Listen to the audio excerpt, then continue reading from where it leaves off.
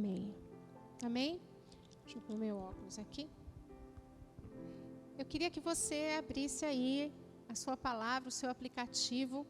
Nós vamos hoje falar sobre um capítulo não tão agradável, será que a gente pode dizer, né? Porque a gente sempre gosta de olhar para cá e ver o Rodrigo, né? A gente sempre gosta daqueles versículos que nos dão certeza, né? Vitória.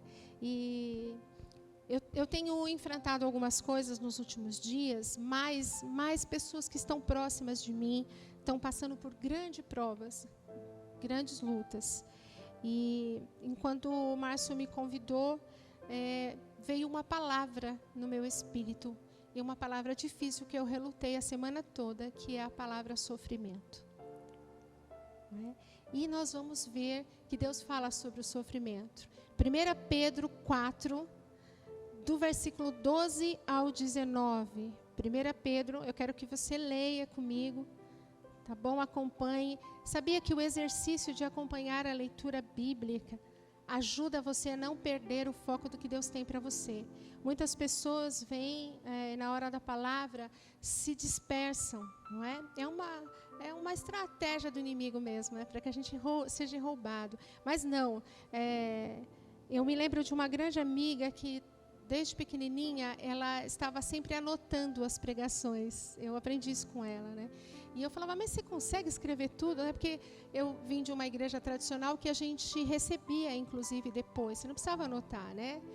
E a gente tinha um boletim, né? Que a gente recebia. E ela falava sempre para mim, é a maneira de eu não perder o que Deus está falando comigo. Não estou falando que você tem que escrever, eu estou falando que você tem... Há uma guerra, há uma luta. Quando você vai ouvir a palavra de Deus, você vai se dedicar às coisas de Deus. Tudo quer te distrair. Então, leia a palavra, leia no seu aplicativo, leia aí, tá bom? Vamos lá. 1 Pedro 4, do 12 ao 19. Eu estou numa tradução que é a linguagem de hoje. Então, ela é muito assim, muito próxima do nosso vocabulário. Pode ser que a sua seja um pouco diferente. O tema da minha está dizendo assim, ó. Tomando parte dos sofrimentos de Cristo. Meus queridos amigos, não fiquem admirados com a dura prova de aflição pela qual vocês estão passando, como se alguma coisa fora do comum estivesse acontecendo a vocês. Pelo contrário, alegre-se por estarem tomando parte dos sofrimentos de Cristo, para que fiquem cheios de alegria quando a glória dele for revelada. Vocês serão felizes se forem insultados por seguirem a Cristo, porque isso quer dizer que o glorioso Espírito de Deus veio sobre vocês. Se algum de vocês tiver de sofrer, que não seja por ser assassino, ladrão, criminoso ou por se meter na vida dos outros. Mas se alguém sofrer por ser cristão, não fique envergonhado, mas agradeça a Deus o fato de ser chamado por esse nome. Pois o tempo de começar o julgamento já chegou, e os que pertencem ao povo de Deus serão os primeiros a serem julgados. Se esse julgamento vai começar conosco, qual será o fim daqueles que não creem no Evangelho de Deus?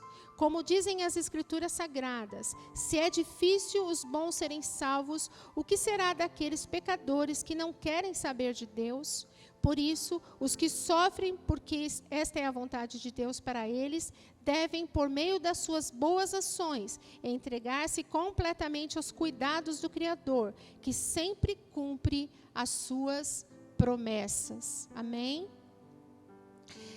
Esse capítulo, esse livro, essas duas epístolas de Pedro, foi escrito por volta do ano 63 ou 64, mais ou menos, da era cristã.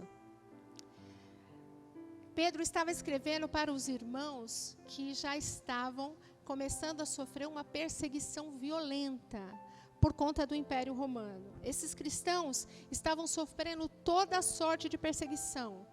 Pensa em sofrimento, a igreja. E a história conta, e a história é história mesmo, nem estou falando só da Bíblia, não é? Que o imperador da época se chamava Nero. Se Nero vivesse hoje no nosso meio, provavelmente os psiquiatras iam falar que ele tinha algum problema psiquiátrico fortíssimo, ele era louco. Nero era doido, desvairado. É tão verdade isso que foi Nero que colocou fogo em Roma. Ele era o imperador de Roma. E ele mandou colocar fogo, incendiou Roma. E ficou assistindo. E depois de, simuladamente, ele tenta colocar a culpa numa seita. Ele denominava seita, mas na realidade era nos cristãos. A culpa é dos cristãos. E foi nesse cenário de perseguição, de pura perseguição, que Pedro escreveu essa epístola. Ele está tentando falar para os irmãos que estão sendo provados, espalhados por toda a terra, fugidos sobre o sofrimento. Pedro e Paulo vivenciou, eu já ministrei isso também aqui sobre Paulo, não é? Paulo foi morto, inclusive, depois disso. Pedro, na sequência, é morto também. É Pedro que morre crucificado de cabeça para baixo, né? Ele vai morrer crucificado e ele fala, não, eu não sou digno de morrer igual o meu mestre. Então, todos eles sofreram grandes perseguições. E Pedro tem aqui a intenção de nos orientar com relação ao sofrimento. E se você ler, depois eu quero que você leia na sua casa, leia com bastante atenção novamente, que eu tenho certeza que o Espírito ainda vai falar muitas coisas para você. Os cristãos, depois disso, dessa loucura que Nero fez e essa perseguição, muitos cristãos da igreja foram mortos, incendiados, né, queimados, jogados em arenas, comidos por tigres e leões. Olha a perseguição, que perseguição violenta, por conta do nome de Jesus.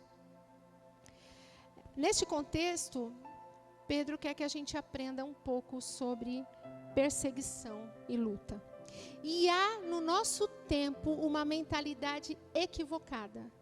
Na nossa igreja, a igreja, o corpo de Cristo, tem uma mentalidade equivocada sobre sofrimento. Nós imaginamos e a gente ouve... se você ligar a televisão agora, se tiver um programa lá, pode ser que você esteja ouvindo essa mentalidade. Que você vem para Jesus e que não haverá mais sofrimento. Algumas igrejas, alguns irmãos têm essa mentalidade. Não haverá mais sofrimento. Não teremos mais nada. Não haverá mais problemas. Eu estou aqui, eu disse no começo que a palavra não era uma palavra muito agradável, não é? Eu estou aqui para te dizer o que a Bíblia diz. A Bíblia diz, isso não é verdade. Haverá sofrimento, haverá perseguições, haverá problemas. Jesus mesmo disse, no mundo tereis aflições.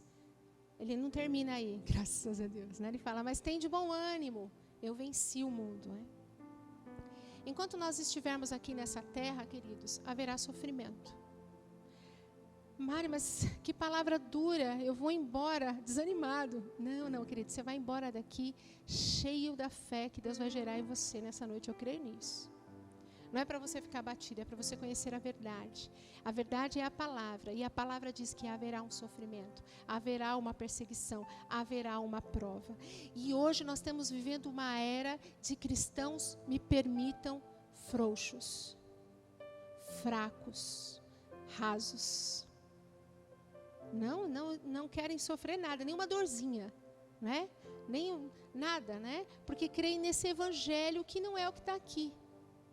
E Pedro está aqui alertando, ele está nos ensinando algumas coisas sobre isso. Algumas pessoas passam por lutas e provas e elas desanimam. Conhece alguém assim?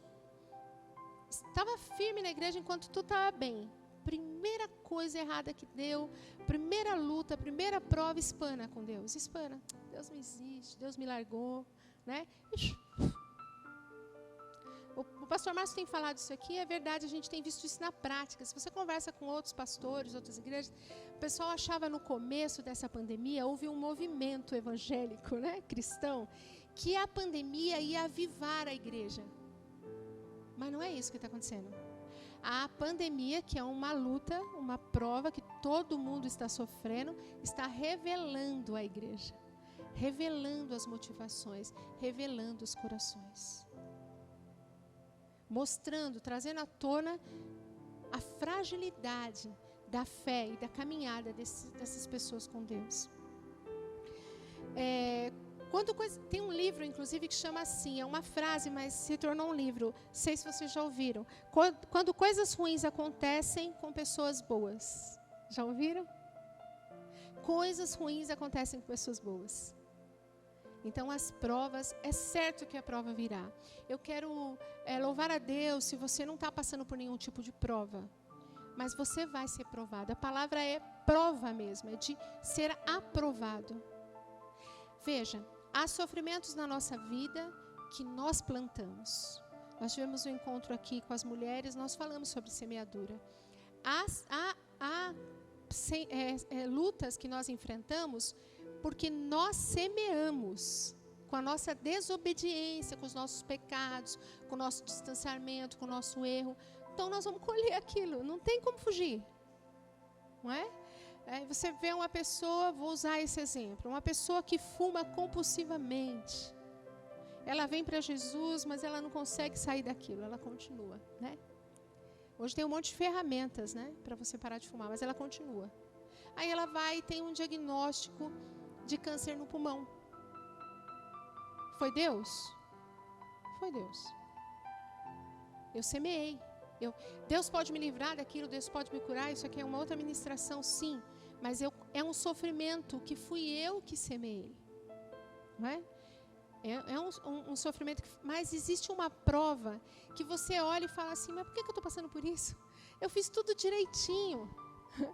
Eu não me lembro de ter desviado, Rodrigo, nem um minuto. Mas por que eu estou passando por isso? Isso é uma prova. E é isso que a igreja estava sofrendo aqui quando Pedro escreveu. Eles estavam firmes com o Senhor. Havia um grande avivamento. Eles estavam ali vivendo o melhor. Jesus já tinha morrido, já tinha ressuscitado, já tinha aparecido, mandado o Espírito Santo. E eles começaram a ser mortos, perseguidos, por causa da sua fé. Isso aqui era uma prova. E esta prova, seja ela de diversas maneiras, ela é para mim e para você também. Ela virá. Essa é uma certeza absoluta. Na sua jornada cristã, enquanto estivermos nessa terra, haverão lutas e haverão provas. E aí, Pedro quer que a gente aprenda a lidar com isso. Quando a pessoa passa por uma luta tão grande, um sofrimento tão grande, às vezes ela se pergunta, onde é que está Deus? Eu já fui orar com pessoas que estavam enfrentando lutas gigantescas, que eu olhava e falava, meu Deus, eu não ia aguentar passar por isso. E a pessoa falou para mim assim, Mari, onde está Deus? Onde que Ele está? Eu estou falando de coisas fortes, pesadas, que muitas vezes nós enfrentamos. Quando eu estava escrevendo isso, o Senhor me trouxe à memória muitas lutas da minha vida pessoal. Eu sei que se eu abrisse aqui, cada um teria uma luta pessoal, uma prova, ou que passou, ou que está passando, né? E eu me lembro que essa pessoa que falou isso para mim era uma pessoa nova na fé e estava enfrentando uma luta muito difícil porque perdeu um filho num acidente de carro, né? E ela não conseguia entender.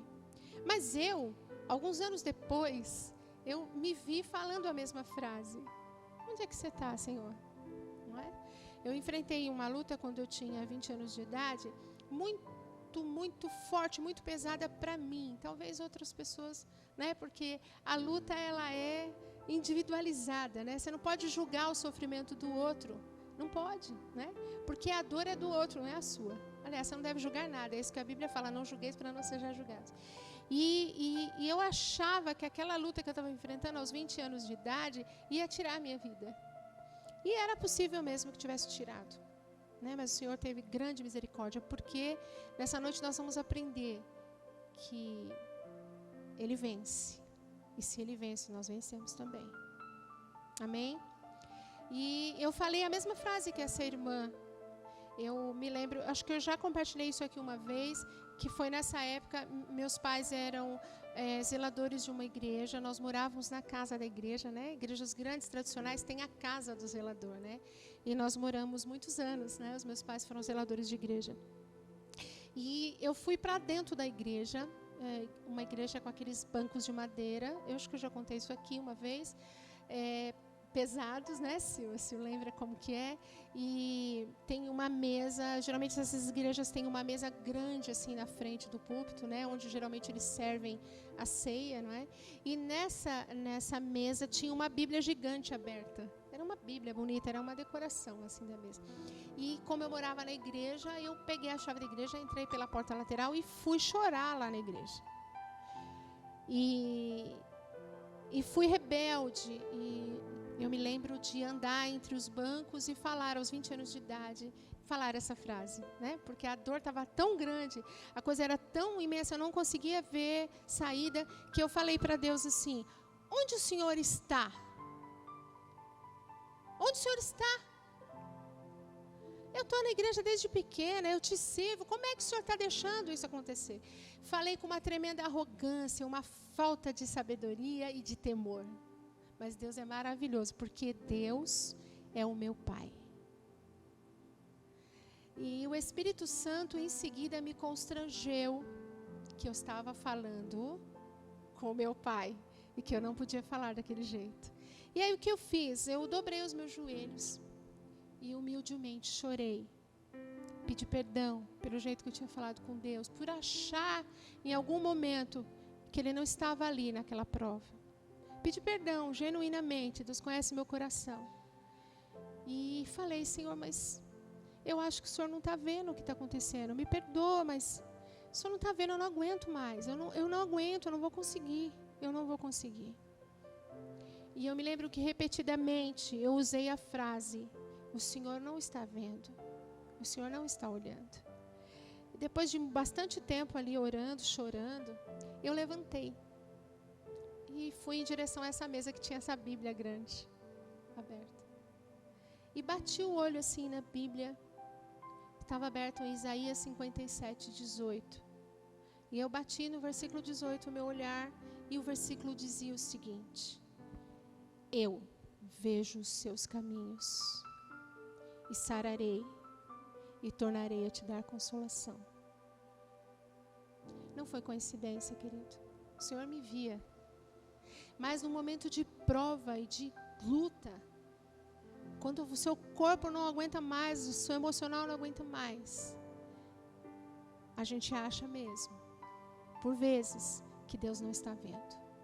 E eu me derramei de alegria. Fui cheia, porque é como o Pai dizer para você: pode ficar tranquilo, eu estou vendo a sua prova. A prova não passou não, viu, queridos? Eu levantei, fui para minha casa e vivi a prova por 9 anos. A luta foram 9 anos. O que tinha mudado? O meu interior. Todas as vezes que eu me deparava com um problema e não sabia o que fazer, e vivia a luta 24 horas, eu me lembrava de Deus falando para mim: eu vejo os teus caminhos, eu vejo, eu sararei, eu tornarei a te dar consolação. E foi o que Deus fez comigo. Então, é normal, quando nós somos perseguidos, passamos por uma prova muito grande, muito forte, violenta. Você já se sentiu assim? Que parece que o chão sumiu do seu pé? É normal que passe pela nossa cabeça isso. Pô, Deus não está me olhando, não é possível. Eu estou aqui na igreja todo domingo, não é isso? Eu estou aqui fazendo tudo. Pedro está falando para esses irmãos. E para nós agora. Existe uma postura, existe um jeito, tem uma atitude que a gente tem que ter quando enfrentamos o sofrimento. Por 200 anos a igreja e o cristianismo foram perseguidos, sabia? Mas ainda hoje é. Estou falando de perseguição mesmo. Recentemente, não sei se vocês viram, a China está destruindo igrejas, matando, prendendo cristãos por causa da fé. Eles têm que se render, não é, ao imperador deles lá. Não é isso? A igreja perseguida, direto você recebe notícias de irmãos que estão morrendo, que estão fugindo, não é? Há cristãos, há irmãos no ano de 2020 que, além de ter que enfrentar a pandemia, para ler a Bíblia, ele tem só um pedacinho. Existem igrejas no mundo que eles picam a Bíblia e distribuem os pedacinhos. Isso é perseguição. Isso é uma prova. Nós aqui do Ocidente, não podemos dizer que sofremos perseguição. O máximo que a gente tem de perseguição é uma fofoca. Um irmão que não olhou para minha cara, não é assim? Um chefe que, porque descobre que eu sou cristão, começa a me perseguir no trabalho. É o máximo. Uma crítica, se é que a gente pode chamar isso de perseguição. Mas é o que nós vivemos. E mesmo assim, nós temos vivido aqui uma igreja que acredita que não haverá nenhuma prova, que não haverá lutas, que você tem que determinar que você vai ter. Isso não é da palavra. Nós podemos passar por muitas coisas, mas como é que nós reagimos? É isso que Pedro está ensinando aqui. No versículo 12, Pedro, vamos ler o versículo 12, ele diz assim, ó. Meus queridos amigos, não fiquem admirados com a dura prova. Em algumas versões fala, não estranhe, não estranheis. Não acha que é estranho? Quando a prova vier, não fica assim, nossa, por que isso veio para mim? Não estranhe. Não fique admirado. Faça primeiro uma avaliação. E você vai entender se isso é uma prova, uma luta, uma perseguição. Pedro nos ensina que nós não podemos esquecer que na prova nós somos amados. Nós somos amados. O Senhor está conosco o tempo todo. Então a gente não tem que estranhar a luta. Não tem que estranhar. Jesus falou, no mundo tereis aflições. Ele falou isso com bastante convicção, né? Ele sofreu a grande tribulação, né? A grande provação. A maior prova de todos os tempos, Jesus carregou. E ele falou, no mundo você vai ter provação, tribulações. Mas ele também nos dá um ensinamento. Tem de bom ânimo, ande com ânimo. Não baixa a cabeça, passa pela prova, mas passa de cabeça erguida. Não estranhe. A promessa de Deus é que nós vamos vencer. As meninas cantaram, e eu já tinha notado isso aqui, nós não combinamos nada. Mas Salmos 35 diz assim, o choro pode durar uma noite, mas a alegria vem pela manhã. É Deus quem está falando isso. A noite e o dia não é a sua noite, o seu dia e o meu dia. Não é a nossa 24 horas. É o tempo do Senhor. Mas é uma promessa. O salmista está falando que tem choro. Haverá um choro. O choro pode durar uma noite, mas a alegria vem pela manhã. Isso na vida daqueles que servem, obedecem e perseveram no caminho do Senhor. É uma promessa. Então, se haverá um choro, é porque haverá uma prova. Alguma coisa vai fazer você chorar. Mas não estranheis. Pedro disse, não estranhe se isso se levantar contra você.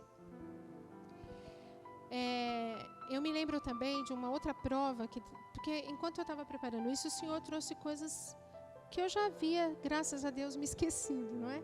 Mas foi bom, porque lembrar me fortaleceu para compartilhar essas palavras com vocês. A minha mãe, uma vez, ainda morando lá na igreja, ela era um sobrado, a casa era um sobrado, e a escada não tinha corrimão. E eu estava no trabalho, todo mundo no trabalho, meu pai também trabalhava, né? E ela caiu da escada, lá de cima, lá embaixo. A queda dela foi amortecida pelo sofá. Só que abriu aqui a cabeça. Então, aqui a gente tem muito vasos, né? Então, você imagina o tanto de sangue. Não estancava, você punha a toalha. E eu recebi uma ligação no trabalho, que era para ir correndo socorrer minha mãe. E na época, minha mãe eles não tinham convênio médico. Não é?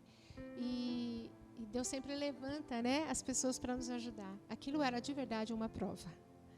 E eu fui correndo, uma amiga do trabalho pegou o carro e falou, vamos lá, Mari. E nós chegamos e era muito sangue. Então a gente se assustava muito com o sangue, mas ela estava acordada, né? Coloquei uma toalha, enrolei uma toalha, levei outra, colocamos dentro do carro. A minha perna tremia assim, eu achei que eu ia desmaiar. E nós fomos para o primeiro hospital público, né, da cidade. Quando nós entramos, era sangue, assim, o carro dela ficou muito sujo de sangue. Já na recepção, a pessoa falou assim para mim, não pode levar embora, porque não tem neuro nem ortopedista. E eu teria mais uma opção de hospital público só. E quando eu entrei, a Eliane, minha amiga, falou, Maria, agora? Eu falei, vamos para um hospital particular. Vamos agora, pela fé, o Senhor fará. E fomos para um hospital particular, e aí, infelizmente, essa é a verdade, fomos atendidos muito bem, né? Correram com a minha mãe, fizeram a sutura, fizeram exame para ver até onde tinha machucado, se ela ia ter algum tipo de sequela. Graças a Deus, eu sinto que Deus colocou a mão naquele sofá, né? E foi uma prova. E deixei um cheque para pagar o hospital, de um valor que eu não tinha.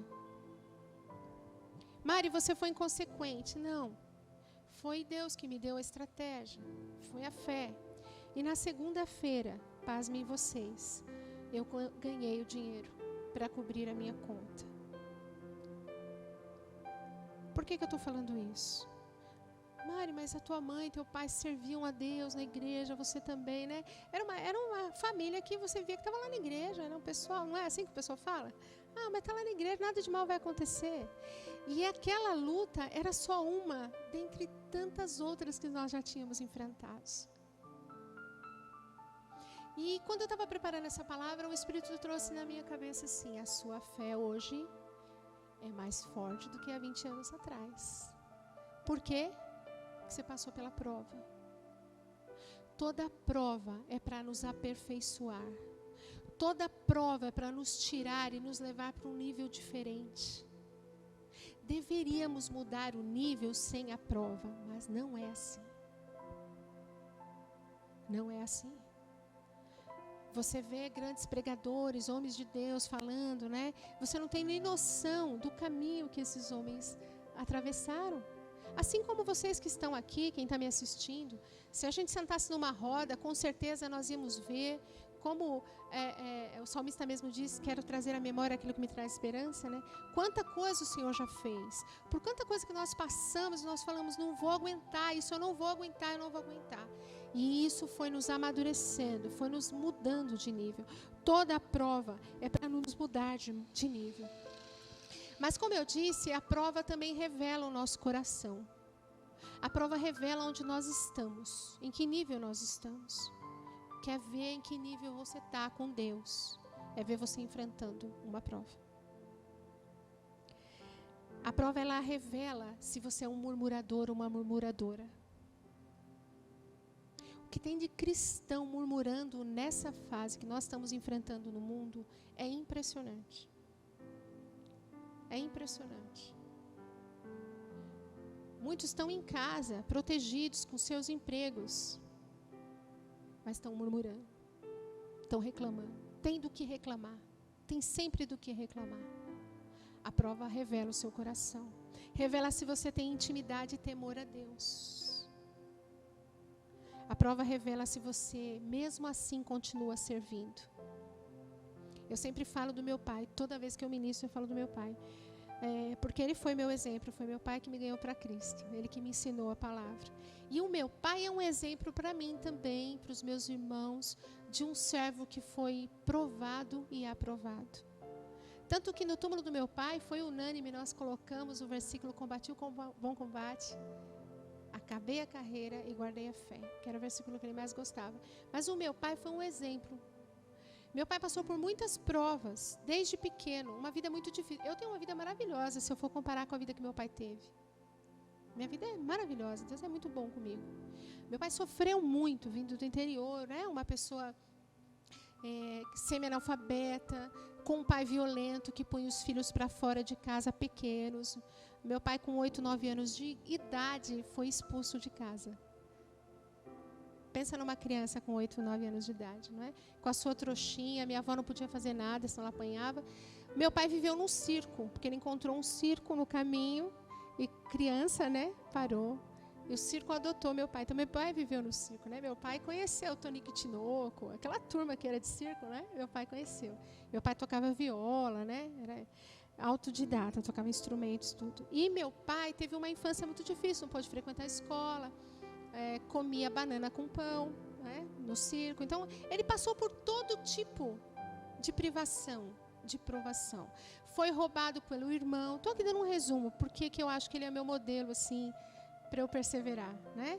foi roubado pelo irmão, foi internado no hospício por uma outra irmã, sem ele ser louco. Né? Até que meu pai conheceu Jesus. Aí, queridos, a luta ficou mais acirrada, porque o inimigo não queria, né? Meu pai para Jesus. Mas o Senhor venceu na vida do meu pai. E meu pai, graças a Deus, quando faleceu, já tem uma história que Deus escreveu e que levou muitas pessoas para Jesus. E é um exemplo para nós. Mas o que é do meu pai nessas provas todas que eu aprendi? Não murmurava. Meu pai não era murmurador. Nunca reclamava, nunca. Eu, graças a Deus, tenho um marido que é assim também. O Carlos nunca reclama de nada, tudo está sempre muito bom.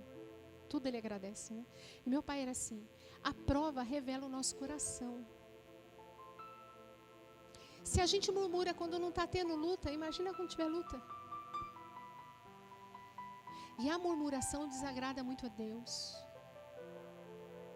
Estava falando com uma pessoa essa semana por telefone e ela falou assim, eu não aguento mais. É muita louça para lavar. Né? Todo dia tem louça para lavar, é louça para lavar. Caramba, não aguento mais. Falando assim para mim, né? Aí eu falei, mas se tem louça para lavar é porque teve comida para comer, não é? Somos gratos a Deus pela louça, porque a gente teve comida, não é? A luta e a prova revelam o nosso coração. Alguns abandonam a igreja. A parábola do semeador, vocês conhecem a parábola do semeador? Lá em Mateus 13, também está em Marcos 4, fala de uma semente que caiu num terreno rochoso. E aí ela desanima, né? Esse terreno rochoso a gente podia dizer que são as provas e as lutas. Então muitos espanam, vão embora, não querem mais Deus não, se revoltam, não é? Qualquer coisa desmotiva. Pedro, ele fala assim, olha, vocês vão ser provados pelo fogo. É engraçado porque ele fala provados pelo fogo e é na época que Nero colocou fogo, né, lá em Roma. Mas provados pelo fogo, nós vamos ser provados pelo fogo. Se não é agora, querido, lá na frente pode ser que você passe por alguma coisa assim. Deus te trouxe aqui para você aprender que tem um jeito certo de enfrentar essas coisas. As cartas de Filipenses, Colossenses, Filemon e Efésios foram escritas por Paulo, amém? Todo mundo sabe disso? Essas 4 cartas, elas foram escritas com ele preso, sofrendo a prisão. E a carta de Filipenses, se a gente pudesse dar um tema para ela, a carta de Filipenses seria alegria. Olha só, alegrai-vos. Eu já preguei isso aqui. Paulo está preso, ele está preso, e dali ele vai morrer. Mas ele está falando, alegrai-vos. Conhece algum irmão assim? Que a vida, você conhece a vida pessoal dele, você sabe que o negócio está difícil, mas ele está sempre alegre. Está sempre grato. Está sempre com a postura correta. Aprendeu. Paulo e Pedro estão nos ensinando, alegrai-vos, permaneçam alegres. A alegria do Senhor é a nossa força. Permaneça. Eu tenho que ficar rindo. Mari, estou com uma pessoa na UTI da minha família, eu tenho que ficar rindo. Não, não é isso. Eu não estou falando que você não vai chorar mais, eu não estou falando que você não vai ter frio na barriga. Eu estou falando que a sua postura de fé é mesmo assim. O Senhor sabe, o Senhor conhece, Ele sabe até onde eu aguento. Eu vou permanecer, porque Ele está nesse negócio. E uma hora, Ele vai me dar a resposta. Há provas que o Senhor virá com a solução em horas para a sua vida. Há provas que você vai ficar um tempinho nela. Porque a prova é para te aperfeiçoar.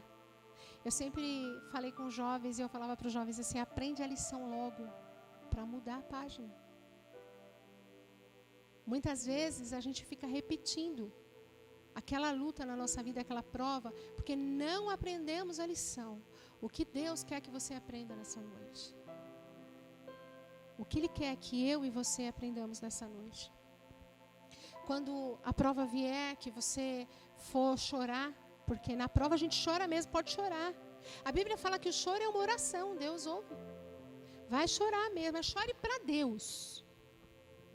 Chore com Ele. Fala lá, Ele sabe o seu limite. Deus sabe o nosso limite. Ele sabe o que a gente aguenta e o que a gente não aguenta. Você já olhou para a prova, para a luta de um irmão e você fala, nossa, eu não aguentaria isso. Já? Recentemente, eu estou falando que Deus me deu essa palavra porque alguém muito próximo meu, da minha vida, está passando por uma luta gigante. E eu já falei, nossa, eu não aguentaria. Mas Deus sabe o que você aguenta. Deus sabe até onde Ele pode permitir isso na sua vida. Quando você estiver nesse momento de choro, de desespero mesmo, de achar que não sabe para onde você vai, eu gosto sempre de lembrar, quando eu estou assim, orando, buscando a Deus, do universo. Eu tenho uma admiração muito grande pelas questões do universo, não é? Pelos planetas, pelas estrelas, pelas galáxias. Já parou para pensar nisso? Star Wars, né? Quando você olha os planetas, é impressionante, né? É uma mão muito poderosa que fez isso. É a mão do nosso Deus. Todos os planetas, as galáxias, são milhões e milhões de estrelas. E a Bíblia fala que Ele chama cada uma pelo seu próprio nome. Esse Deus que criou tudo isso é seu Pai. Então, quando você estiver abalado na fé, lembre-se, Ele é seu Pai. Ele é seu Pai. Ele criou tudo isso. Eu tenho orado que um vírus não é nada para esse Deus. O que é um vírus para Deus? Não é nada. Agora, um vírus para nós é muita coisa, não é? Está matando gente, está deixando outros com medo, com pânico, não é assim? Nós estávamos orando as meninas antes do culto, né? Eu até falei, nós estamos com alguns amigos internados em UTI, pessoas conhecidas, saudáveis, que pegaram o vírus e estão lá. Nós temos orado, pedido para Deus tirar, curar, mas é uma prova. É uma prova. Que para Deus não é nada. Para Deus não é nada. O homem precisa entender isso, se render a esse Deus. Então, a prova muitas vezes nos faz olhar para o lugar correto. Às vezes eu estou andando na vida vacilante. Tá tudo bem. Estou com o meu emprego, né? Tenho dinheiro para pagar minhas contas, não é isso? Vou lá na igreja, né? Sirvo lá um pouquinho, uma meia hora. Ainda me incomodo com algumas pessoas, mas eu vou mesmo assim. Eu sou perfeito, os outros não são, mas eu vou assim mesmo. Não é verdade? Tenho um bom marido, uma boa esposa. Meus filhos tá tudo bem. Meus pais tá tudo bem. Percebe? Tá tudo bem. E aí eu fico vacilante. Começo a vacilar. De repente, sobrevém. Porque Deus nos ama. Eu tenho uma irmã amiga nossa que já dorme no Senhor, que ela falava isso. Mari, ninguém vai passar por essa vida sem passar pelas provas, sem ser aperfeiçoado. Por quê? Porque ninguém vai ficar diante de Deus do jeito que está. Você tem que evoluir. Você tem que melhorar. Você tem que crescer. Você tem que avançar espiritualmente. Mari, mas parece uma palavra, meu Deus, mas é isso. A coisa começa a apertar, aí as pessoas lembram da igreja, lembram de Deus, não é? Procuram, ligam. Nós temos um familiar nosso, que nós já oramos sempre por eles, pela conversão. Eu creio na conversão deles, faz mais de 20 anos, muito mais de 20 anos que eu oro por eles. Mas não adianta. Eles são prósperos, são abençoados, mas vem uma coisa ruim na vida deles, aí eles lembram da gente. Vem orar, Mari, aqui em casa? Estão brincando, né? Pés vacilantes. Mas tem cristãos genuínos, convertidos, batizados, né? Religiosamente corretinhos, que estão vacilando. E as provas virão. Como você vai enfrentá-la se você estiver vacilante? Salmos 37 diz assim, 37:5, eu gosto muito desses salmos. Entrega o teu caminho ao Senhor, confia nele e ele tudo fará. Essa é uma palavra para um tempo da luta, da prova. Entrega aí. Entrega o teu caminho, confia nele, tudo ele fará. Entrega. Haverão lutas na nossa vida que não tem o que fazer. Não tem o que se fazer. os seus recursos não fazem nada, a sua habilidade não faz nada, os seus contatos não fazem nada. Você tem que entregar e confiar naquele que pode tudo. Amém? Aprenda a enxergar as coisas nas lutas como Deus enxerga. Eu tenho pedido isso, eu tenho orado a Deus para que Ele me dê o olhar que Ele tem para as pessoas e para as coisas e circunstâncias. Porque o nosso olho também é enganoso. Às vezes eu olho e falo, nossa, olha que bênção. E aqui não é bênção coisa nenhuma. Nossa, olha que luta que fulano está passando, coitado. E não é nada de coitado. Tem um espírito maligno, uma legalidade que a pessoa deu. E Deus sabe de tudo isso. Então eu tenho pedido a Deus, me dá discernimento, Senhor. Eu quero ver como o Senhor vê. Aprenda a enxergar as coisas como Deus enxerga. E a luta, a prova, vem para isso também. O versículo 16 diz assim, ó: mas se alguém sofrer por ser cristão, não fique envergonhado. Então na prova não tenha vergonha de estar passando pela prova. É isso que Pedro está falando, você está passando? Não tenha vergonha não de passar pela prova por ser cristão, por causa de Cristo. Isso é motivo de alegria. Haverão perseguições na sua vida pela sua fé. Gente, a igreja está espanando por causa de uma pandemia. Isso é só o começo. Como ficaremos quando as lutas maiores vierem? Esse evangelho raso, frágil, de que tudo é bom, que você determina, que você vai, isso não vai te ajudar.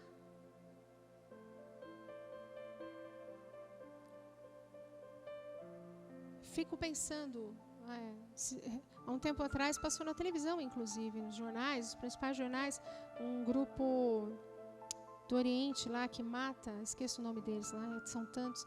Eles mataram um pastor, né? A igreja pedia para orar, porque eles iam degolar o pastor, né? Mataram, foi filmado. E o homem não negou a Cristo. Ele não negou a fé. Eu me lembro que eu falei para o Carlos um dia, nossa, eu não sei, será que eu... Não é? Com a faca no meu pescoço, o que eu faria?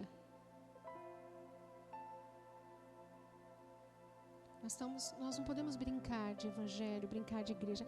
Quando Pedro escreve isso, ele está falando para uma igreja forte. A igreja primitiva, a igreja que servia a Deus e que sabia a quem servia.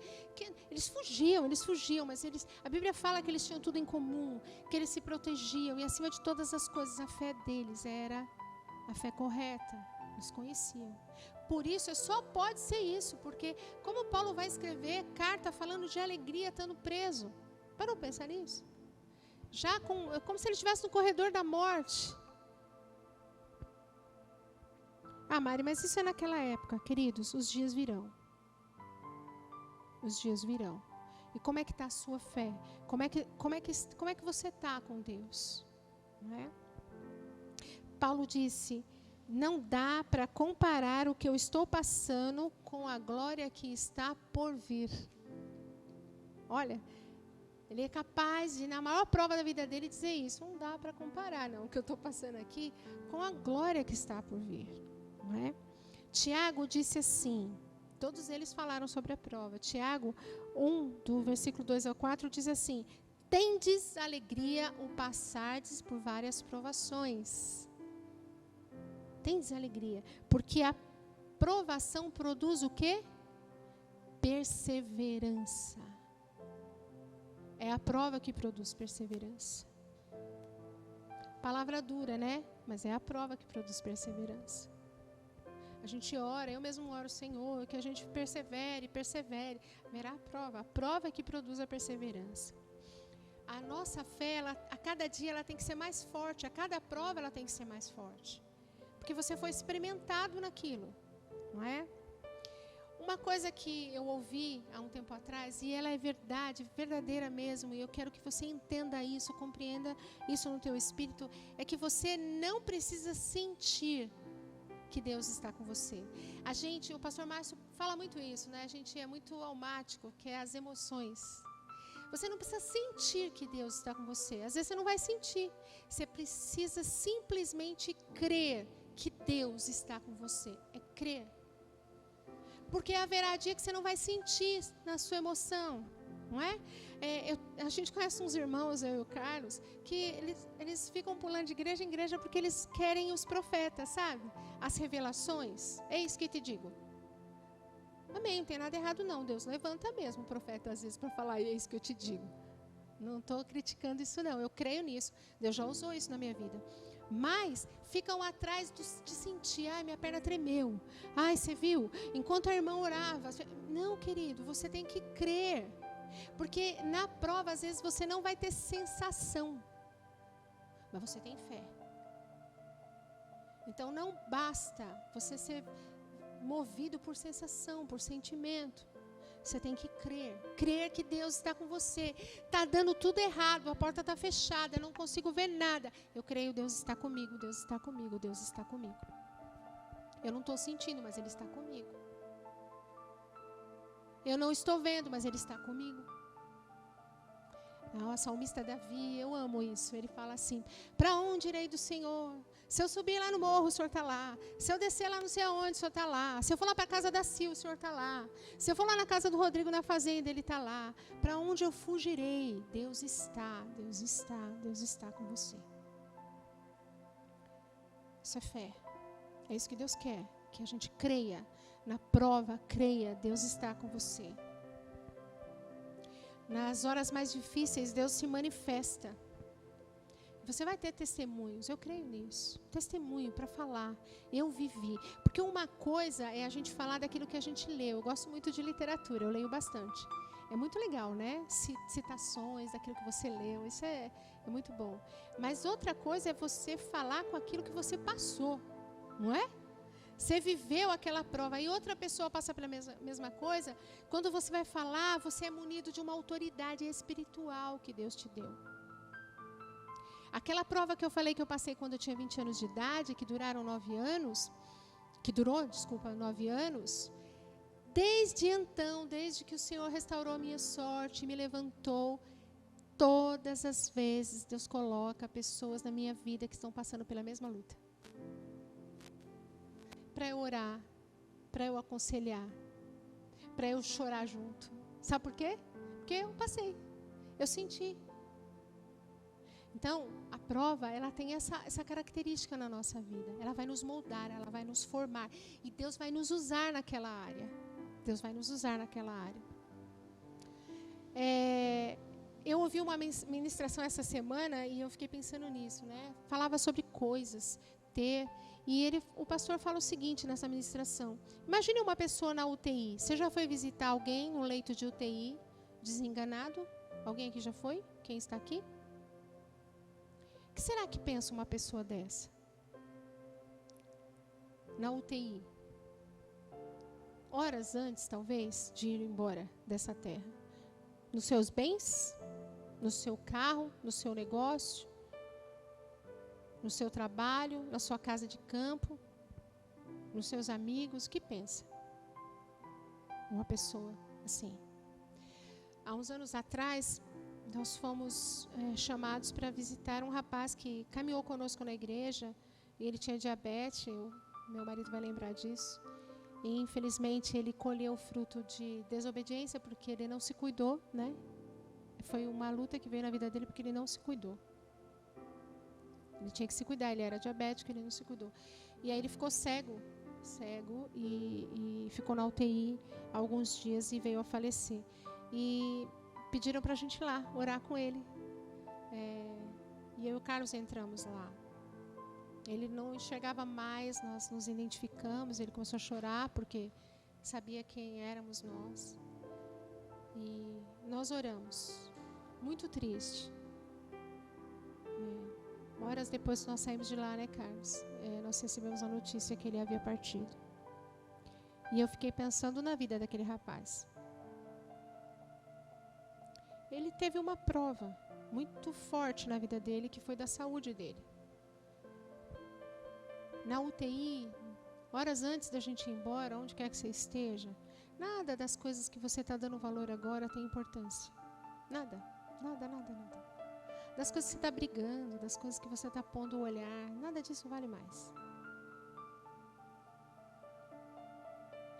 As provas vêm na nossa vida para que a gente enfrente esse horário, esse tempo. Se algum de nós vai ter que enfrentar isso, da melhor maneira.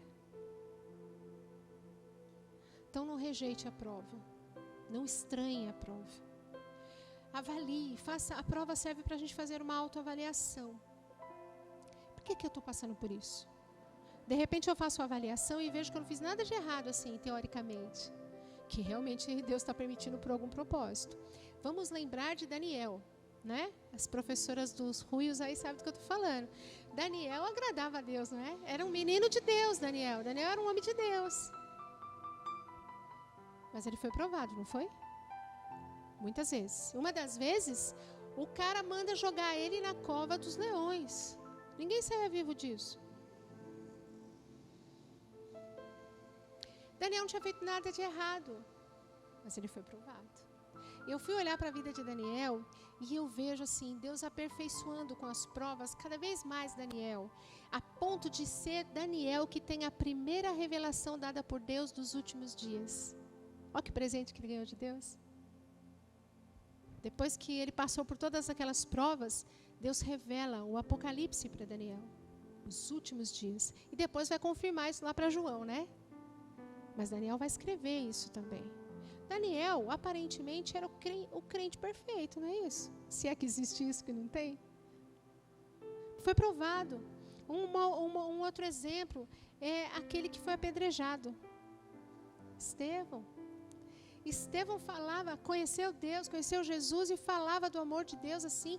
E ele levantou-se contra ele a inveja dos fariseus, daqueles que diziam ser de Deus, mas não era. Estevão foi provado e pagou com a vida. Foi apedrejado até a morte, mas ele vê os céus abertos. Então, estou falando exemplo de pessoas que foram provadas na palavra, né? Precisamos avaliar a nossa vida. Se estamos enfrentando uma luta ou vamos enfrentar ainda, começou o negócio, já começa a pedir discernimento para Deus. Avalia. Será que eu entrei nisso porque eu fiz alguma coisa? Não. Fiz a avaliação. Não tem nada não, Deus. Está tudo aqui certinho. Ó. Faz o checklist. Então é o Senhor. O que o Senhor quer? Qual é a sua vontade nessa prova? Qual que é a sua vontade nessa prova? É essa a nossa pergunta. Seja feita a sua vontade. Qual é a sua vontade? Queridos, eu preciso examinar a minha vida e eu preciso semear também da maneira correta. Por exemplo, se eu quero chegar aos 85 anos de idade como maratonista, tendo o vigor, né? Eu tenho que começar agora. Até já estou atrasada, não é? Cuidando da minha alimentação, não é? Sendo ciclista, né? Cuidando daquilo que eu ponho para dentro, dormindo bem, não é assim? Cuidando da minha saúde, porque senão quando eu chegar aos 85 anos eu não vou conseguir isso. O que é que você tem feito? Como é que você tem cuidado das suas finanças? Como é que você tem cuidado da sua casa? Como é que você tem cuidado da sua família? Das suas relações? Como é que você tem cuidado do seu ministério, do serviço na igreja? Avalie. Porque lá na frente você vai levantar alguma coisa contra você em uma dessas áreas e você vai querer dizer que é Deus que está te provando. Às vezes não é Deus que está te provando não, é você que está colhendo. Porque não administrou essas coisas com sabedoria, com prudência. Então a gente tem que avaliar essas coisas. Não sofra por coisa errada. Não. As provas virão, mas que não venham por coisas erradas que você está fazendo, que você está semeando. Elas virão, algumas portas vão se fechar. Já viveu isso? A porta fecha e não abre, não há quem abra aquela porta. E você precisa daquilo, e você bate num lugar e não dá certo, você bate no outro e não dá certo, não é?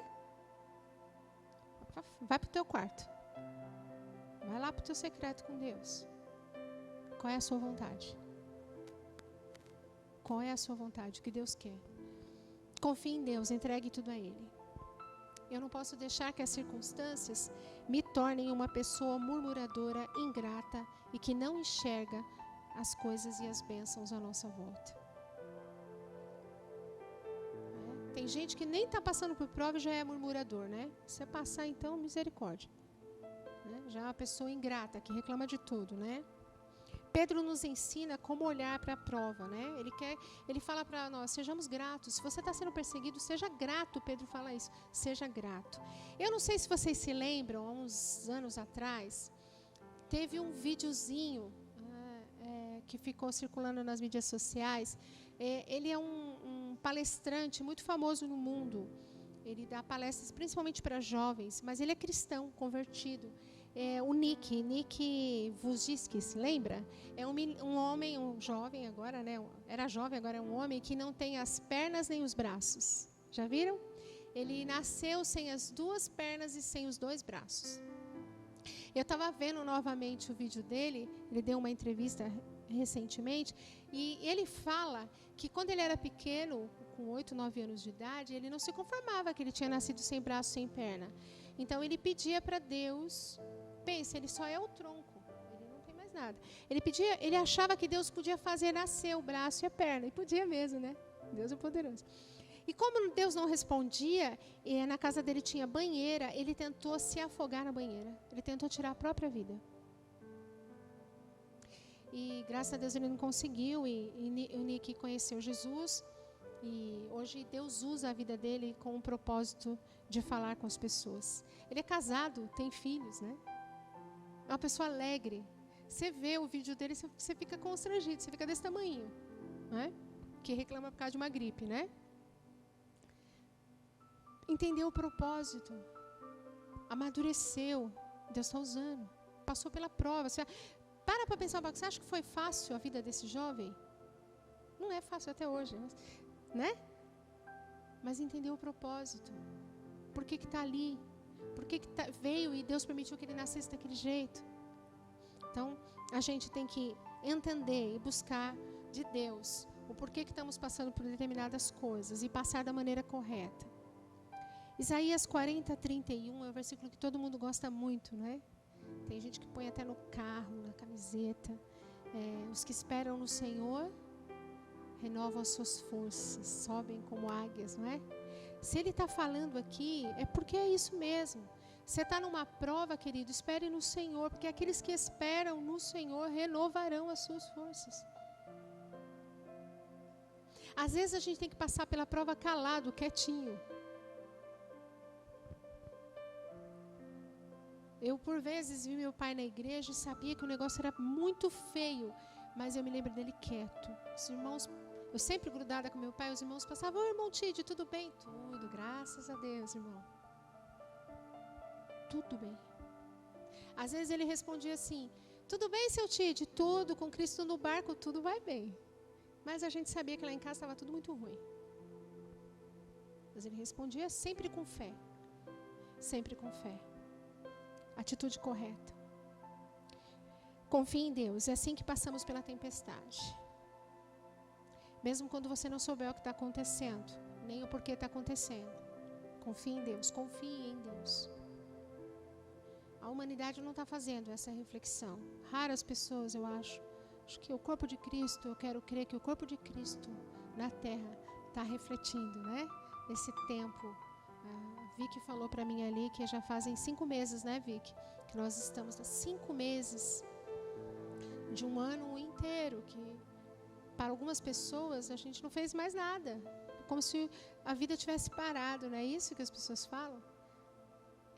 E as notícias não são animadoras, né? A gente vê televisão, é desanimador, humanamente falando, né? Mas eu espero em Deus que a igreja esteja olhando para essa situação com o olhar de Deus, se voltando para as coisas de Deus, entendendo o que Deus está fazendo, o que Deus está permitindo. Quando teve aquele ataque das Torres Gêmeas, eu tenho amigos que moram lá em Nova York, e tem um amigo que trabalhava lá no World Trade Center. Eu me lembro que eu estava no trabalho, né? O pessoal ligou a televisão, né? Foi um atentado, milhares de pessoas morreram. Foi terrível, foi terrível. E eu me lembro de ligar rapidinho para uma amiga que conhecia esse amigo que trabalhava lá, porque eu falei, poxa, nesse horário, é o horário que ele está no trabalho, né? E ela falou, Mari, ninguém consegue contato com ele ainda, ninguém está sabendo de notícias. E começou um desespero aqui dos amigos, dos irmãos, a família dele, né, por notícias. Até que ele entrou em contato. E ele contou o seguinte, que ele estava indo para o metrô para ir para o trabalho, super atrasado. E os americanos têm mania de passar, pegar o copinho com café, não é isso? Passar lá, pega o café e compra. Ele comprou o copo do café, aquele café ruim, frio, né? E foi indo para o metrô. Quando ele estava chegando, ele lembrou, cadê a carteira? Cadê minha carteira?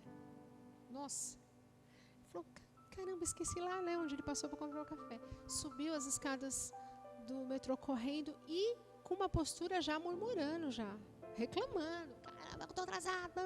Aquela coisa, né, que aqui a gente não faz, mas dizem que lá eles fazem. Reclamando.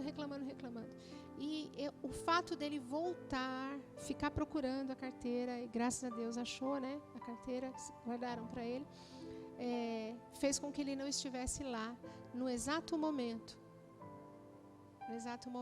do atentado.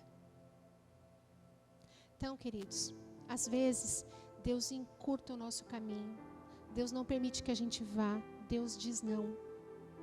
E você tende a ter uma reação de criança birrenta. E às vezes é um grande livramento. Às vezes você até passa por provas para você não estar em determinado lugar. Isso é olhar para as coisas como Deus olha, como Deus vê. É isso que a gente tem que aprender. E eu queria terminar lendo com vocês um texto. Eu queria ler esse texto para a gente terminar, que é Lucas 24. Muito conhecido de todo mundo aqui, eu tenho certeza, é Lucas 24, do 13 ao 35. Eu vou ler, tá bom? Lucas 24, do 13 ao 35, é o caminho de Emaús. Todo mundo conhece isso aqui? Naquele mesmo dia, 2 dos seguidores de Jesus estavam indo para um povoado chamado Emaús, que fica a mais ou menos 10 quilômetros de Jerusalém. Eles estavam conversando a respeito de tudo o que havia acontecido. Enquanto conversavam e discutiam, o próprio Jesus chegou perto e começou a caminhar com eles. Mas alguma coisa não deixou que eles o reconhecessem. Então Jesus perguntou: o que é que vocês estão conversando pelo caminho? Eles pararam com um jeito triste e um deles, chamado Cleopas, disse: será que você é o único morador de Jerusalém que não sabe o que aconteceu lá nesses últimos dias? Ele perguntou: o que foi? E eles responderam: o que aconteceu com Jesus de Nazaré? Esse homem era profeta, e para Deus e para todo o povo ele era poderoso em atos e palavras. Os chefes dos sacerdotes, os nossos líderes, o entregaram para ser condenado à morte e o crucificaram. E a nossa esperança era que fosse ele quem iria libertar o povo de Israel. Porém, já faz 3 dias que tudo isso aconteceu. Algumas mulheres do nosso grupo nos deixaram espantados, pois foram de madrugada no túmulo e não encontraram o corpo dele. Voltaram dizendo que viram anjos e que esses afirmaram que ele está vivo. Alguns do nosso grupo foram ao túmulo e viram que realmente aconteceu o que as mulheres disseram, mas não viram Jesus. Então Jesus lhes disse: como vocês demoram a entender, a crer em tudo que os profetas disseram? Pois era preciso que o Messias sofresse e assim recebesse de Deus toda a glória. E começou a explicar todas as passagens das Escrituras Sagradas que falavam dele, iniciando com os livros de Moisés e os escritos de todos os profetas. Quando chegaram perto do povoado para onde iam, Jesus fez como quem ia para mais longe. Mas eles insistiram com ele para que ele ficasse, dizendo: fique conosco, porque já é tarde e a noite vem chegando. Então Jesus entrou para ficar com os dois.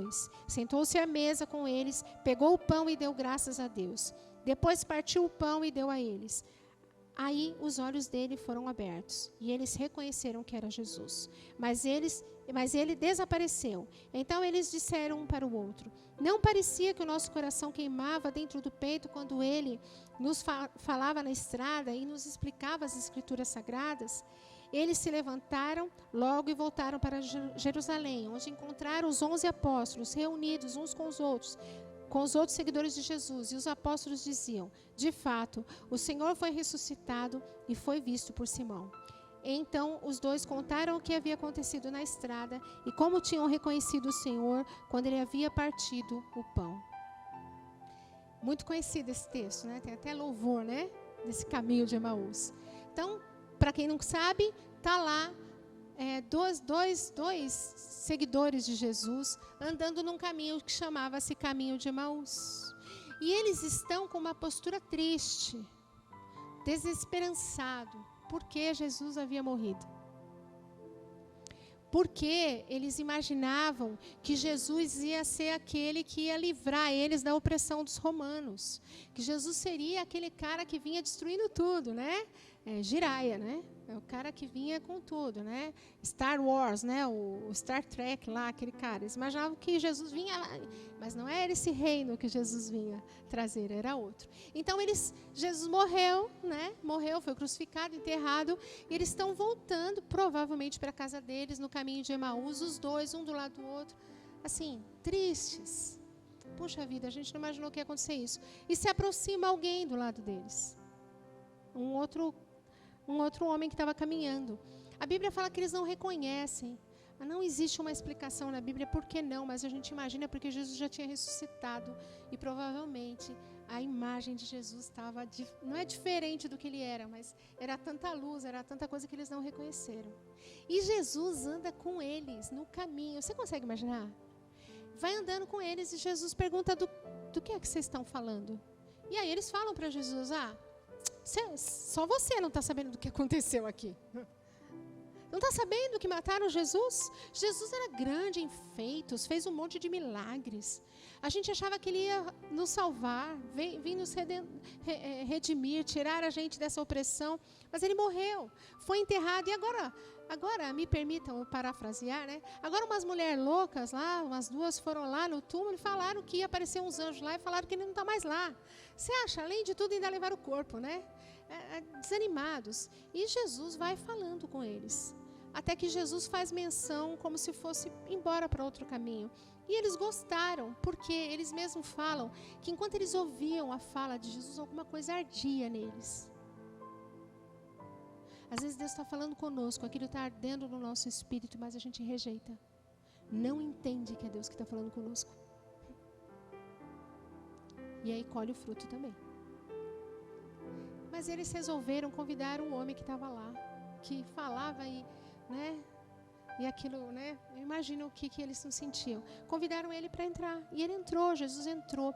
E quando Jesus entrou, eles foram servir o pão e o vinho, que era de costume. E Jesus tem o costume de levantar e agradecer. Era característico de Jesus. Naquele momento, eles reconheceram que era Jesus. E Jesus desapareceu. E aí eles vão lá atrás, né, dos apóstolos, para dizer o que aconteceu, e eles também já tinham visto, porque Jesus já tinha aparecido para Simão. E é esse cenário que eu queria falar para vocês um pouco. Às vezes, quase sempre, Jesus está conosco no caminho e nós não identificamos. Jesus está falando conosco, está nos mostrando um caminho. Isso geralmente quando nós estamos numa prova é muito comum. E a gente está buscando em outros lugares. E Ele está ali, conosco. Não identificamos. Não o reconhecemos.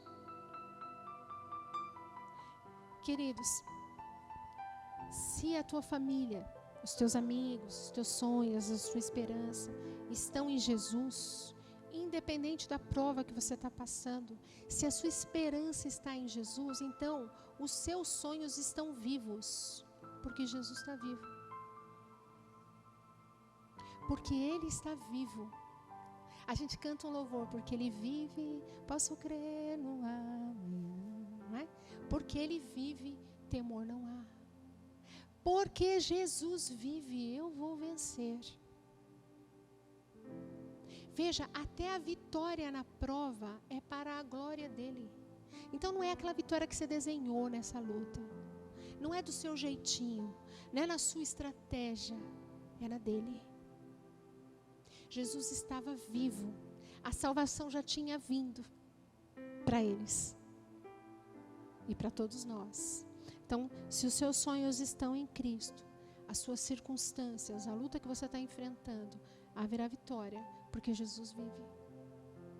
Jesus vive, Ele é teu Senhor. Então haverá vitória. Uma outra coisa que eu queria terminar com vocês aqui é que a gente fala muito isso, nossa, parece até um jargão cristão. Somos mais do que vencedores. Não é assim?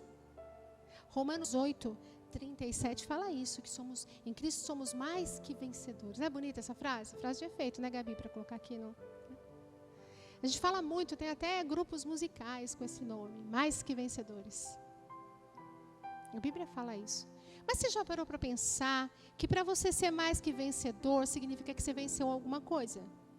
E se você venceu alguma coisa, significa que você passou por alguma luta? Por alguma prova? Então haverá a luta, haverá a prova. Para sermos mais que vencedores, precisamos passar pelas provas. E as provas virão. Eu não estou desejando isso para ninguém. Quem sou eu? Tenho pedido para o Senhor nos livrar, porque Ele sabe o quanto somos fracos, né? Muitas vezes. Mas as provas virão. Se você está passando pela prova hoje, agora, por algo que, uma notícia ruim que você recebeu, ou alguém que você ama, porque ver alguém que a gente ama passando pela prova também, é uma prova nossa também, né? Você saber que alguém que você ama vai enfrentar uma luta, né? Diagnóstico de câncer, de uma doença terminal. Creia, você não está aqui à toa hoje. Não existe acaso para o Senhor, não existe.